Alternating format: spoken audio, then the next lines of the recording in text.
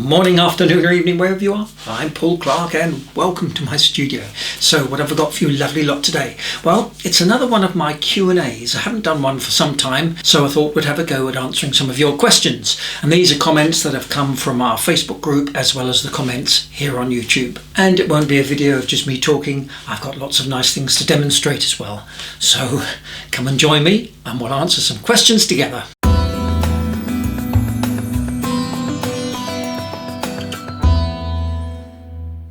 Now before we start, I did think it's just worth mentioning that because watercolour is such a versatile and flexible medium, there's never only one way of doing anything. So these are just purely my views and my ways of doing things, which could easily be slightly different from what you've already heard from other artists. So enough of me going on, let's get started.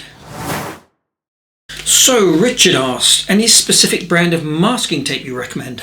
No, I just buy this, usually 10 rolls at a time. It's just cheap, low-tack builder's masking tape, you know, stuff that painters and decorators use. Love it, cheap as chips. Get it online. Okay, next, Brian asks, I'm painting an old French cafe scene and I want the effect of an old plastered wall. Have you any tips? Well, I like to use the old scrunched up tissue technique. Okay, so I'm starting by laying down a very watery mix of yellow ochre, but you could use any colours.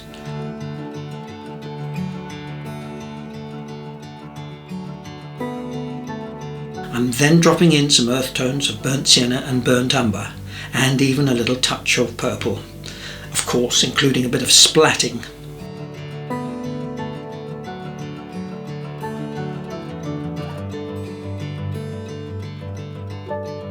Then when it's damp, not soaking wet and definitely not dry, I simply dab out with a scrunched up piece of tissue or kitchen roll.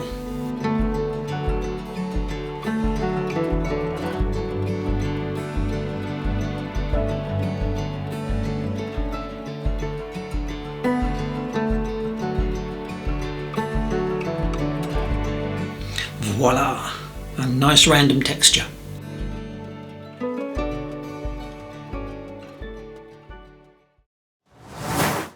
Right, so this next one is from Irene. When I try to soften with clean water, I always get a back run. Can you please explain that one a bit more? Should the area be drier or very wet when I work on it? So the key to this is once you've laid down that first wash, you must straight away add the water to soften the edge. It's all about trying to get even drying times. If you lay down that first wash and wait, say, even 30 seconds, you'll get a wetter wash going into a drier wash and thus an unwanted back run. Okay, so this next one comes from Flower Dude 162, not to be confused with the other 161 Flower Dudes. But he or she asks, when I start the drawing stage for my paintings, the white sheet terrifies me and I don't know how to start. Please help. So what I do when drawing anything, let's take this little bird as an example, is to feel your way into the drawing by putting in lots of loose guidelines without committing to any precise heavy lines. Now pentimento is the term used, and all the great masters would use this technique to complete a finished drawing. Now you can see I'm holding my pencil towards the end, helping me to get nice sweeping broad strokes. And always considering the object as a whole rather than individual elements. Only once have I got the basic shape completed, I will start to add more definition with darker pencil lines. Now you're looking directly above this scene and I'm much lower, that's why the angle I've drawn looks different and more direct to the side of the bird. And the same principles apply when drawing architecture like this house. Just feel your way into the drawing, always thinking of what you're looking at as large shapes. Good drawing will only come about with practice. If you spend, say, 10 to 15 minutes every day drawing simple objects from around your house or garden, you will definitely improve as an artist, just by teaching yourself to look.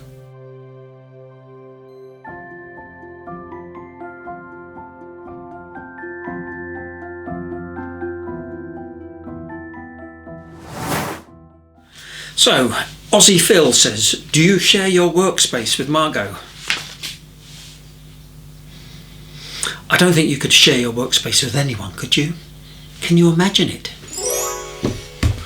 Alright, who's nicked my alizarin crimson? Yeah, what's this mascara brush doing in my brush pot? Oh, I've stuck it in his beer. No, Margot definitely has her own cosy little space, which I go nowhere near. Now, probably the question I've been asked the most is all about shadows and how to create them and what colours they should be. So I think the best thing I can do is point you in the direction of this video, which I go into the subject in quite a lot of detail. Okay, next, and this is from Colleen. I would love to know what is Paul's favourite part about teaching watercolour painting to students and what keeps him inspired. Good one. Well, I think my favourite part when I'm teaching live to students in class is now and again you get this little squeal or this little shout of delight, wow, coming from a student where they might have suddenly painted something which they hadn't expected to paint. They've learnt a new trick or a new tip and they've just leapt out with this cry of joy, and I think that really does give me a buzz. And what keeps me inspired to paint? Well, I just think everything out there, everything outdoors. I mean, we're very fortunate to live in a beautiful part of the country. I take the dog for a walk down the country lanes here, and just looking around at nature and the trees and the sun setting and just being out there inspires me. When I'm out and about in the towns, I'm looking up at buildings, nearly get run over sometimes, but I'm always looking at things, and just what there is out there inspires me. Right, Steve from New Zealand has requested, can you show us some of your very early paintings? Well, I've been painting basically all of my life, but I probably started in watercolour around about 87, 88. So I've had a good look through my archives, and these are probably the earliest I could find.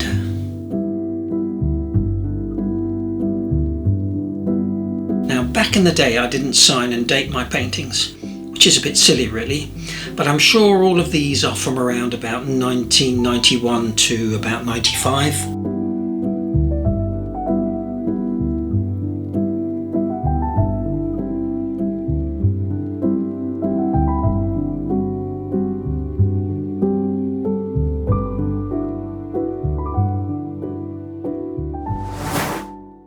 Okay, next, Dennis has asked me, how do you achieve that silvery look on a fish? And that's a good one, and I don't think I've ever painted a fish before.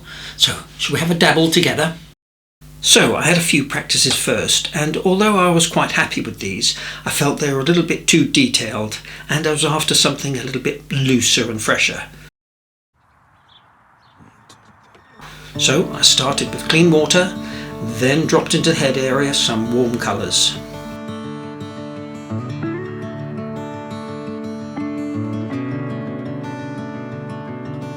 Then some blues and purples along the body, making sure you leave that area of white along the bottom.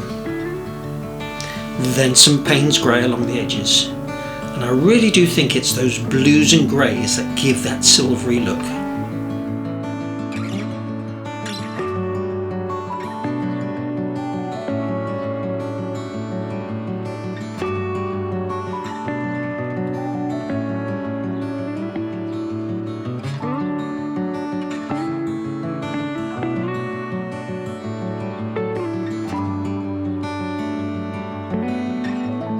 Then, when that's dry, I add in a few details.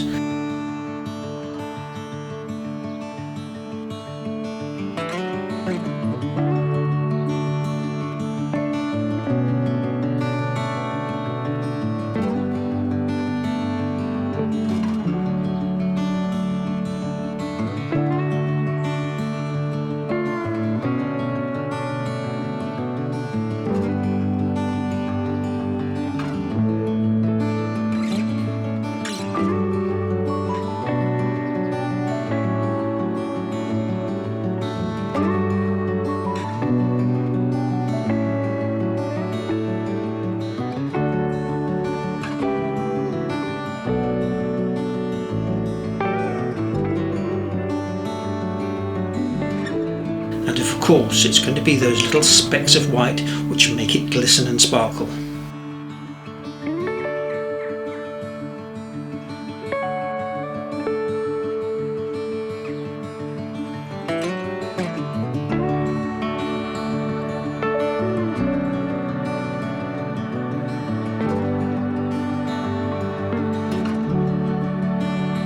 And then adding a shadow will help to locate it on the paper.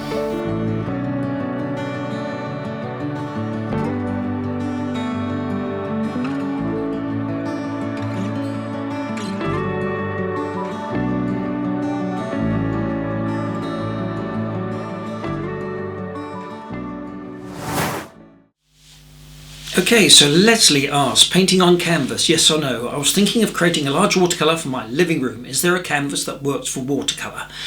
Well, yes and no. Okay, a standard canvas is really designed for oil or acrylic painting and won't accept watercolour very well at all. But there is available now watercolour canvases which have been specially primed to accept watercolour. But alternatively, you can buy a standard canvas and then paint it in a watercolour ground or a gesso, which almost acts like a liquid watercolour paper. And then you could paint on any surface, on wood or board or card.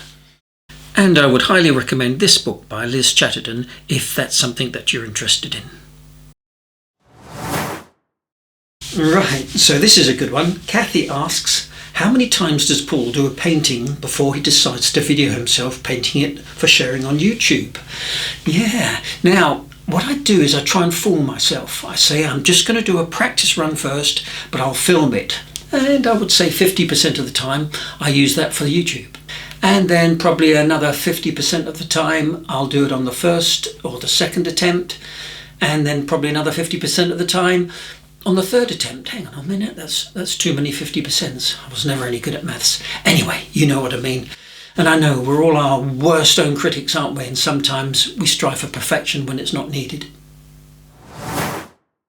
Right, so this is from Francine. She says, you use cadmium yellow. Why an opaque yellow and not a transparent yellow?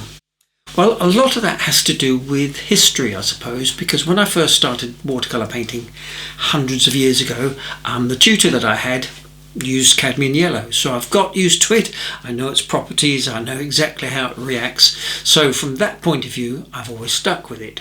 But it's important to remember that when we talk about opaque watercolours, it's not the same as referring to opaque paints like acrylic or gouache. They still have a great deal of transparency to them, shown here by swatching over a black line. Now you can just see the colour showing on top of the black line with both the cadmium yellow and the yellow ochre, which are both known as opaque yellows. So when used with a fair amount of water, they are still very much transparent. However, when used very thickly, I do like that slight opaque feel when dropped into transparent washes. Okay, so Helen has asked, the YouTube videos are usually faster than normal painting speed. If I slowed the playback speed down to watch at a more normal speed, how much slower would I need to adjust it to? Some of you may not realise that you can actually slow down or speed up the speed of the videos. So let me show you how. If you click on this little cog icon here, then onto the playback speed, you can scroll up to the desired speed. Now, the speeded up sections on my tutorials are usually about twice speed, so adjusting to 0.5 should be about right. And I suggest you turn the volume down, because it has been said at this speed I sound a bit like a drunken alien. Nothing new there then. Thank you. So, what we could do is a little test. If I was to speak in this high-pitched, extremely silly voice, just like this, and you slowed it down to 0.5, then I should sound about right. Right, moving on. This is from Deborah. I paint for joy and have only done one commission. What price do you put on a painting if you decide to sell it? I really don't know how to put a value on a watercolour painting and would love your suggestions. Now, that is probably the most difficult question of all to answer, and I'm not sure I have a satisfactory answer. So, let me just tell you a little story. Now, many years ago I used to run an art school down the road here in Eastbourne in Sussex, and each year would do an annual exhibition for local artists. And I can remember a time when a lady artist came and she presented her work on the wall, beautifully done, and her paintings were good. They weren't fantastic, but they were good. And she asked me what price I think she ought to put on them. Now, I've said to myself after this incident, I am never going to suggest to someone what price they should put on their paintings, because when I said, I can't remember what it was, but it was a particular amount, she looked at me and her jaw dropped, and she took her paintings down, put them in a bag, and said to me something along the lines of, well, if that's what you think of my work, I'm leaving now.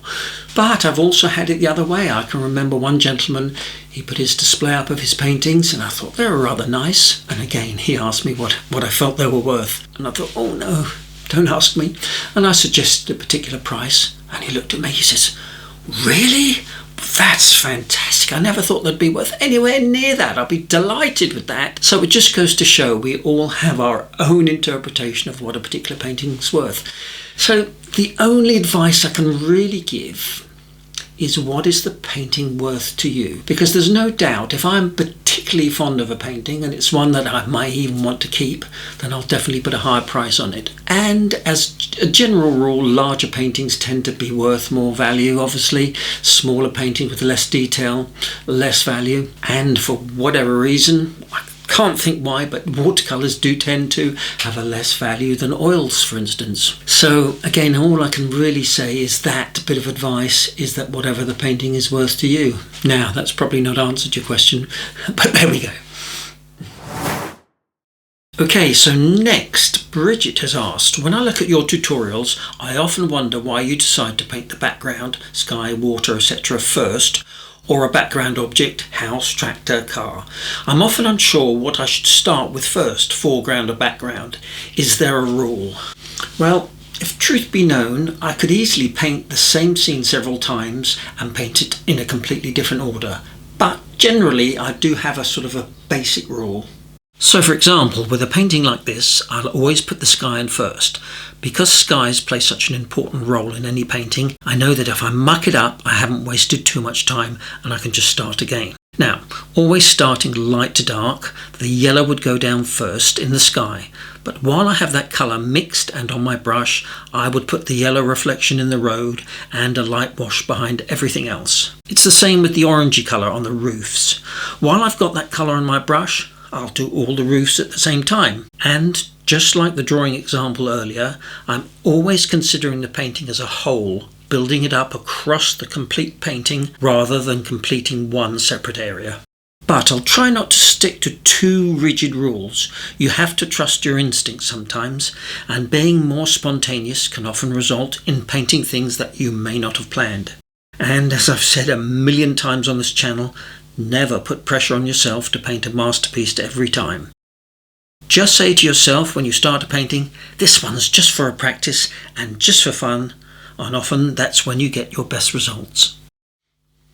Well, I hope you enjoyed that as much as I did making it, and hopefully you've learned something from it. So I'd just like to say a big thank you to all of you who've left a question, and if yours wasn't answered, then it's probably because I have already answered it in one of my previous Q&As. So if you haven't seen those, the 3 others I've done before, I'll link down below in the description. So next week we'll be back to our normal style paint along tutorials, and in the meantime, please don't forget to like, subscribe if you haven't already, leave a comment. I do read every single one, can't always reply to them all, and of course I look forward to seeing you all again next week for another Watercolour Wednesday. Have a great week. Cheers now.